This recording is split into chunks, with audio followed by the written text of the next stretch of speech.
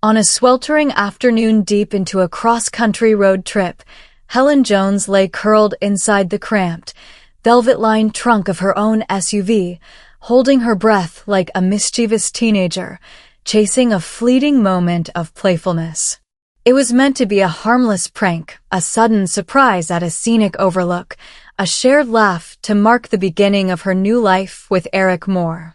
Then the tires crunched on gravel. The car stopped too soon. Helen's smile vanished as the heavy thud of the driver's door echoed through the chassis, followed by footsteps that didn't march toward the scenic view, but toward a waiting vehicle. From the shadows of the trunk, Helen listened as her future collapsed into a terrifying conspiracy. A woman's voice, sharp and unfamiliar, greeted Eric not with love, but with a name Helen had never heard and a question about the asset currently in his trunk. As the man she had promised to marry exposed a darkness he had spent months camouflaging, Helen didn't scream. She didn't move. She learned the truth. Before we reveal how Eric's digital trap begins to close, we want to hear from you. We are building a global community here at Blood and Roses Chronicles, and we want to know exactly where in the world you are witnessing this justice unfold. Drop your city or country in the comments below. We love seeing how far these stories of integrity reach. While you're down there, make sure to like this video and hit that subscribe button to join the fold.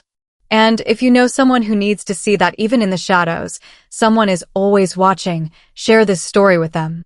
Your support is the fuel that keeps these chronicles alive. Now, back to the shadows. Helen Jones had promised herself she would never be vulnerable again. After a past that had demanded too much of her strength and left her heart in a state of permanent repair, she believed she was finally beyond the reach of deception. Life had been a series of long, quiet sacrifices. But as she sat in the passenger seat earlier that day, watching the desert sun glint off the engagement ring Eric, had placed on her finger, she let herself believe, just for a moment, that a fresh start could be safe, honest, and whole. She had met Eric Moore 2 years earlier at a quiet gallery opening in Seattle. He was attentive without being overbearing, confident without the need to dominate. A man of predictable virtues, he called himself, a man who valued the open road, a steady hand, and the sanctuary of a quiet home. After years of rebuilding her world from the ground up, Helen found a dangerous comfort in that word, sanctuary. Their courtship had been a masterclass in patience. Weekend drives along the coastline, quiet dinners where the conversation never drifted into the volatile or the passionate, but stayed neatly arranged like the maps Eric meticulously studied. To Helen, that felt like security. At her stage of life, she had stopped looking for sparks and started looking for a foundation. Eric never pushed her boundaries. He never raised his voice. He listened with an intensity that felt like devotion when she spoke of the years she spent healing. He remembered every detail. And when he proposed, it wasn't a grand spectacle. It was a simple, logical request made over a shared sunrise, as if their union were the only natural conclusion. The move itself was supposed to be the final piece of the puzzle. An elegant transition to a new city, a small car loaded with their most precious belongings, and the freedom of the highway. Her friends had described the move as brave and inspiring. Helen noticed how often they used those words. But as the car accelerated toward a destination she would never see, Helen didn't realize how closely the word protect, a word Eric used like a shield, would come to haunt her.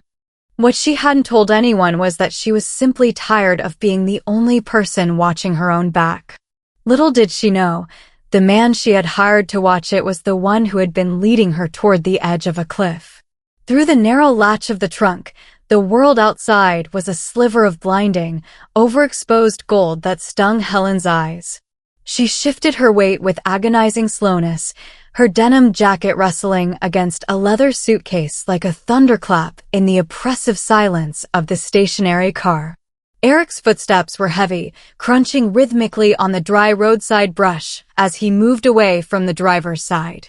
Then, a second car door slammed, a lighter, tinny sound that didn't belong to their SUV. Helen pressed her temple against the cold metal of the trunk floor, her heart hammering a frantic rhythm against her ribs. A woman's voice drifted through the gap, devoid of the warmth Eric usually reserved for Helen. It was a voice of cold business, sharp and impatient. "You're late, David," the woman said. The name David hit Helen harder than a physical blow.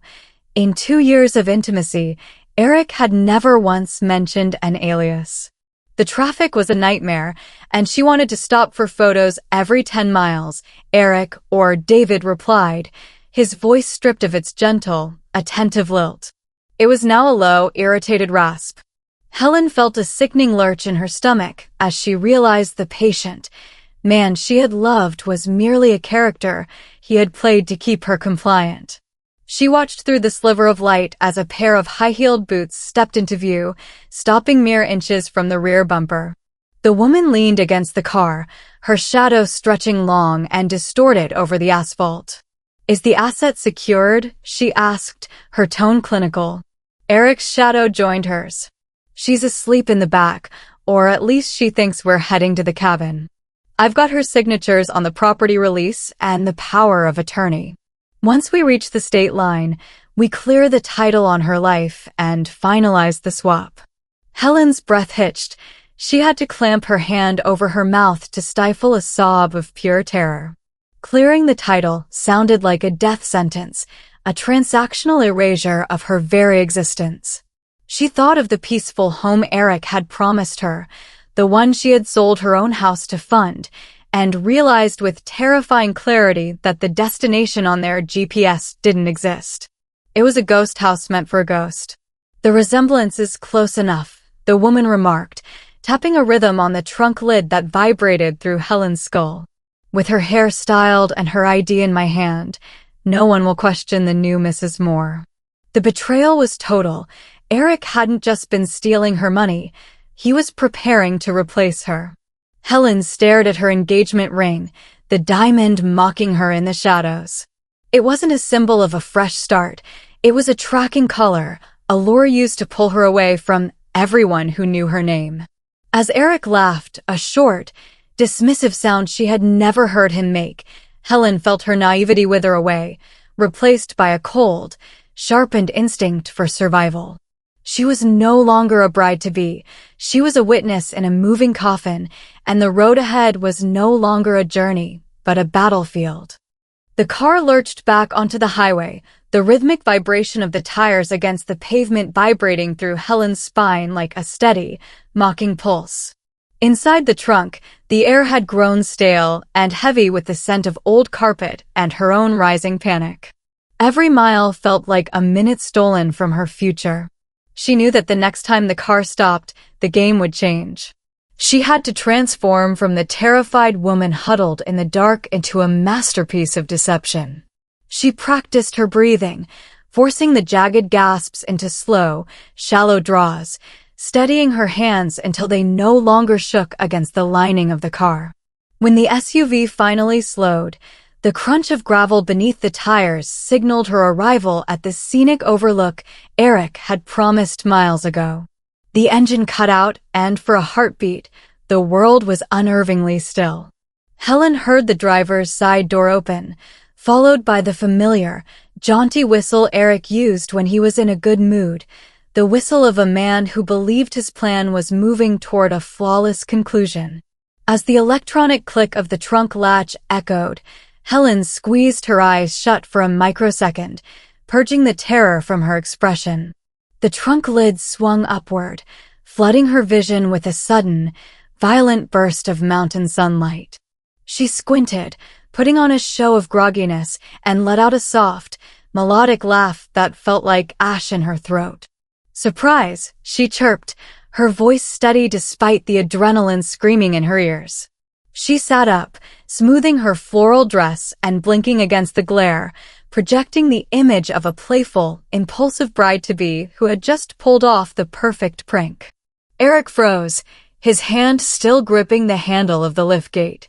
For a fraction of a second, the mask of the perfect fiancé slipped, replaced by a cold, predatory hardness that sent a chill down Helen's spine.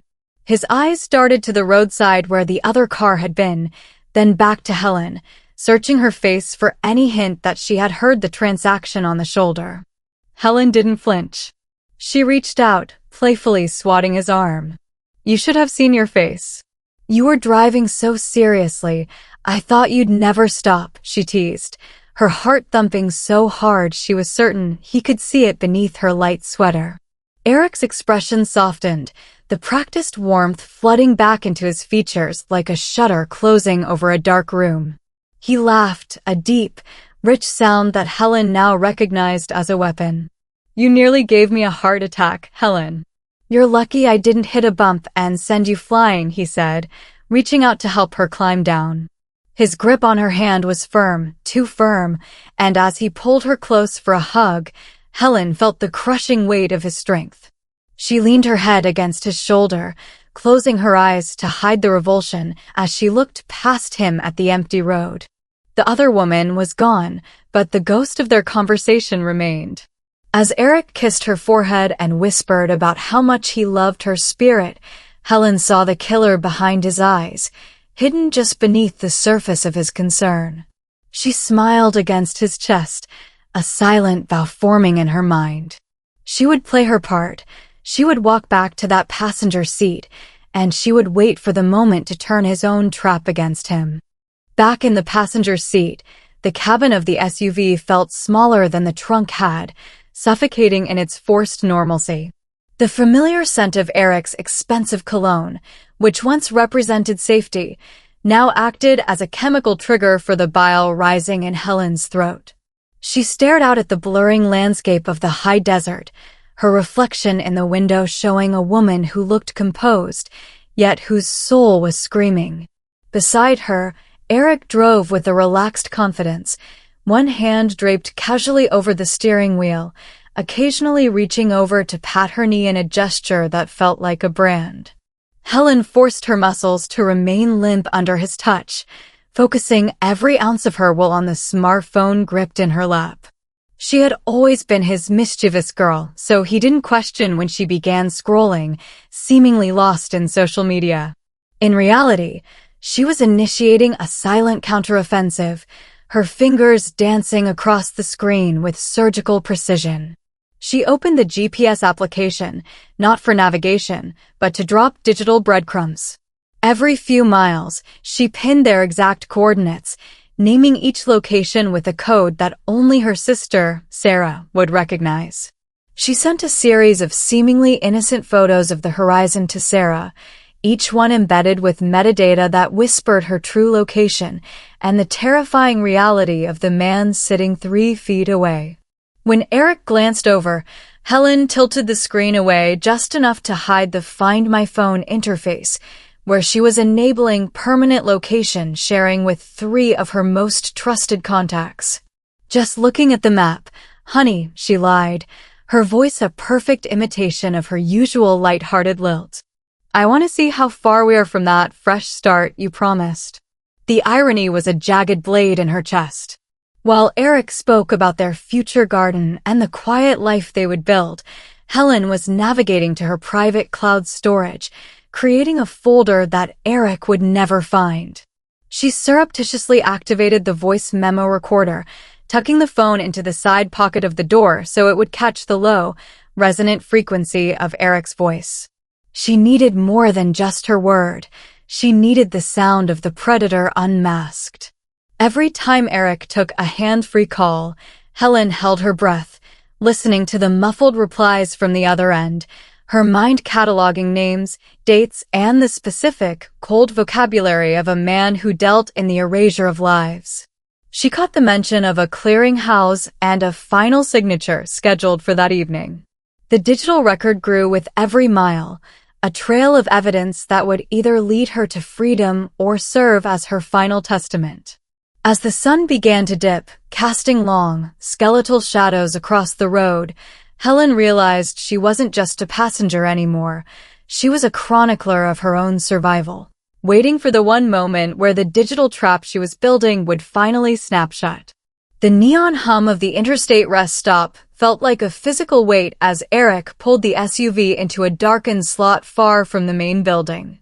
Helen's stomach did a slow, nauseating roll as she watched the other woman from earlier pull her sleek black sedan into the space beside them, the engine cutting out with a synchronized finality. "I'll be right back, honey," Eric said, his voice dripping with that practiced, honeyed concern that now made Helen's skin crawl. "Just going to grab us some water and stretch my legs." Helen nodded, her face a mask of weary road trip exhaustion, waiting until his silhouette merged with the shadows of the vending machines before she slipped out of the car. She didn't head for the snacks. She moved toward the flickering fluorescent light of the women's restroom, her heart hammering a frantic rhythm against her ribs. The air inside the restroom was cold and smelled of industrial bleach, the tiles cracked and yellowed under the harsh light. Helen stood at the row of stained sinks, splashing ice-cold water onto her face, trying to wash away the feeling of Eric's touch. When she looked up, her breath hitched. Standing at the mirror 3 sinks down was the woman from the roadside. Up close, the resemblance was not just close, it was chilling. The woman was wearing a floral dress nearly identical to Helen's, her dark hair styled in the same soft waves Helen had spent the morning perfecting. It was like looking at a distorted, predatory version of her own reflection. The woman didn't turn her head. She simply watched Helen through the glass with eyes that were sharp, empty, and entirely devoid of empathy. The silence in the room was absolute, broken only by the steady, rhythmic drip of a leaky faucet. The stranger pulled a lipstick from her bag, the exact shade of rose Helen had used earlier, and began to paint her lips with clinical precision. "You have a beautiful life, Helen," the woman whispered, her voice a low, melodic echo that sent a jolt of pure ice through Helen's veins. "It's such a shame you're so tired of living it." Helen's fingers gripped the edge of the porcelain sink until her knuckles turned white, her mind racing through the terrifying logistics of the identity swap Eric had planned. This woman wasn't just an accomplice, she was her replacement, a cuckoo bird waiting to step into the nest Helen had built with her own sweat and tears. Helen forced herself to maintain eye contact through the mirror, refusing to let the woman see the sheer terror clawing at her throat.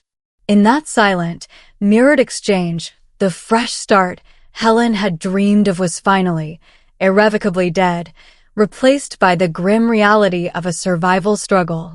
She realized then that Eric wasn't just stealing her money or her home, he was stealing her very existence, preparing to leave her a nameless ghost at the edge of a highway.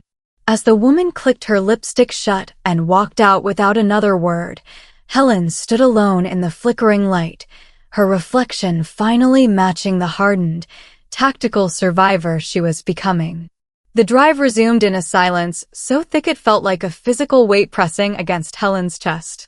The vibrant desert sunset had bled into a bruised, indigo twilight, casting long, skeletal shadows across the dashboard. Eric sat beside her, his profile sharp and inscrutable against the passing highway lights. He no longer whistled. Instead, his fingers drummed a restless, uneven beat on the steering wheel, a stark departure from his usual calculated calm. Helen stared out the window, her mind replaying the cold gaze of her doppelganger in the restroom mirror. She knew the other woman was trailing them, a silent vulture waiting for the car to stop one last time. "You've been awfully quiet since the rest stop," Helen, Eric said, his voice dropping into that smooth, practiced register that once signaled safety but now felt like a tightening noose. He glanced at her, his eyes searching her face with a predatory intensity. "Are you feeling okay? You look a bit pale." Helen forced a weary smile, tucking a loose strand of hair behind her ear with a hand she willed to remain steady. "Just the road, Eric," she replied, her voice a fragile imitation of her usual lilt. "The miles are finally catching up to me." Eric reached into the center console and pulled out a thermos, his movements fluid and rehearsed. "I thought so," he murmured, unscrewing the cap with a soft click. "I made some tea while you were in the restroom. It'll help you relax." He handed the plastic cup to her, the steam rising in the dim cabin. Helen took it, the warmth of the cup stinging her palms. As she brought it to her lips, the faint, medicinal scent of crushed sedatives wafted through the steam, a scent she remembered with bitter clarity from her past. Her pulse spiked, a frantic drumming in her ears, but she didn't lower the cup. "Drink up, honey," Eric urged, his hand moving to the back of her neck, his thumb tracing the base of her skull in a gesture that was half caress, half restraint. "We're almost to the final stop. I want you to be well rested when we arrive."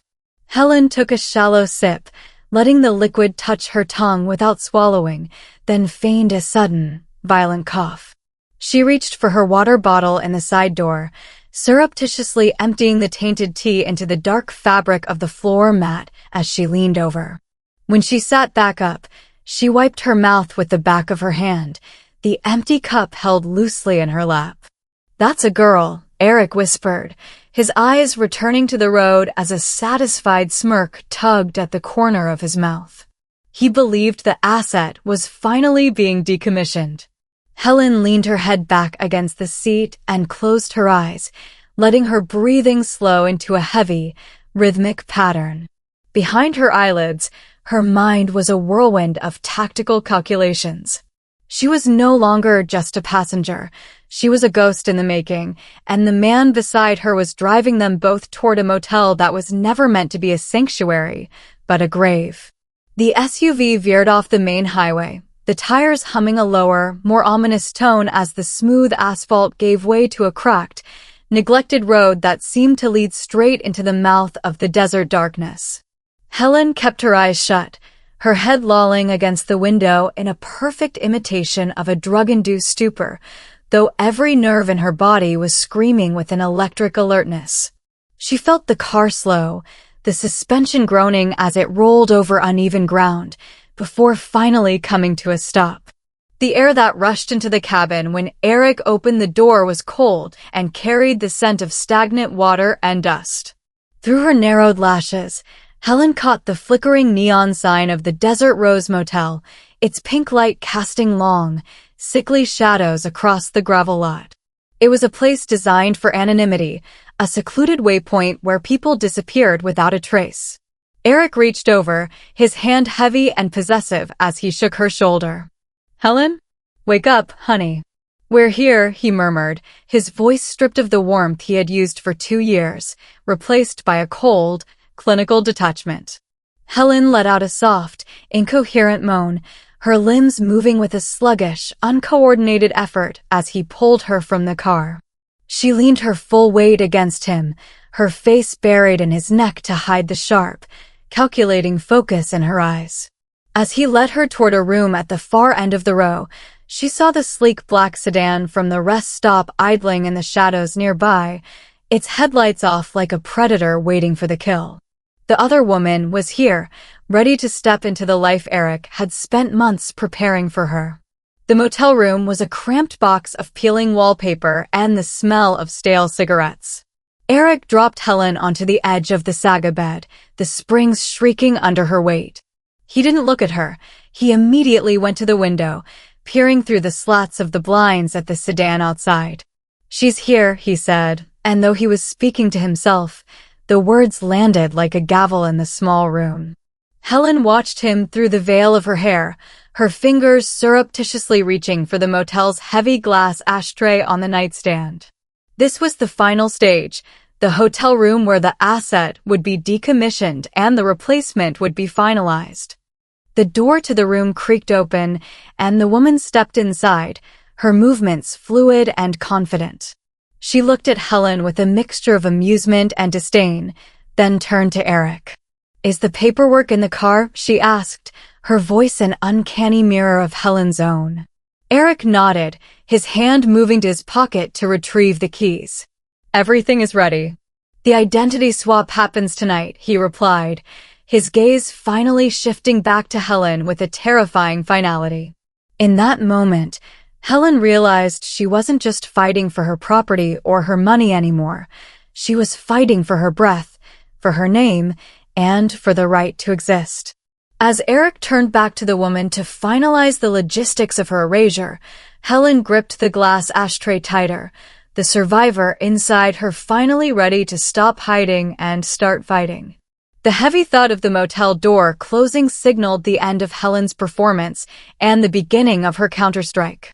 As Eric turned his back to lead the doppelganger toward the SUV to retrieve the final asset documents, Helen's body snapped from its feigned lethargy into a coil of jagged, kinetic energy. Her hand, which had been buried in the sagging mattress, found the cold plastic of her smartphone hidden in the side pocket of her floral dress. With trembling fingers, she swiped the screen, seeing the flurry of frantic messages from her sister and the private investigator. The digital breadcrumbs she had been dropping across the desert floor had formed a trail that led straight to this desolate room, and the final signal was a single, silent tap on the emergency broadcast button she had pre-configured. The low, electronic hum of the motel's landline phone offered a second lifeline. While Eric's voice drifted through the thin walls, arguing with the woman about the final signature, Helen lunged for the receiver, her heart slamming against her ribs like a trapped bird. She didn't dial 911. She dialed the direct line to the local sheriff's department she had cataloged miles ago. Desert Rose Motel, room 14, she whispered into the mouthpiece, her voice a ghost of its former self, cracking under the weight of the terror and the bleach fumes of the room. My name is Helen Jones. He's going to kill me. He's already replaced me. She left the line open, tucking the receiver beneath a pillow just as the door handle rattled. Eric stepped back inside, his eyes landing on Helen with a sharp, sudden suspicion. The other woman stood in the doorway, her silhouette a mocking mirror of Helen's own, clutching the leather folder that contained the legal erasure of Helen's life. The tea should have worked by now, Eric muttered, his voice dropping into that dangerous, low register she had heard in the trunk. He walked toward the bed, his hand reaching out not to comfort, but to check for a pulse or a weapon. Helen didn't wait for him to touch her. She rolled off the far side of the bed, the glass ashtray from the nightstand clutched in her fist. I heard you, Eric. Or David. Or whoever you are, she spat, her voice ringing out with a clarity that finally matched the hardened survivor she had become. Eric froze, his mask of the perfect fiancé dissolving into a snarl of pure, predatory rage. You were supposed to be the easy one, he hissed, lunging across the mattress as the woman in the doorway let out a sharp, panicked gasp. Helen dodged his reach, her mind a whirlwind of tactical calculations as she moved toward the bathroom, the only place with a lock. In the distance, the first faint wail of a siren cut through the desert silence, a high-frequency promise of the justice she had been building since she first crawled into the dark. Eric stopped, his head tilting toward the sound, realizing for the first time that the asset had become the architect of his ruin. The blue and red strobes of the police cruisers danced across the cracked motel walls, turning the Desert Rose sign into a flickering witness to the collapse of Eric's meticulously built house of cards. Eric stood frozen in the center of the room, his hands half raised, his eyes darting between the door and the woman who had supposed to be his replacement. The other woman didn't stay to defend him.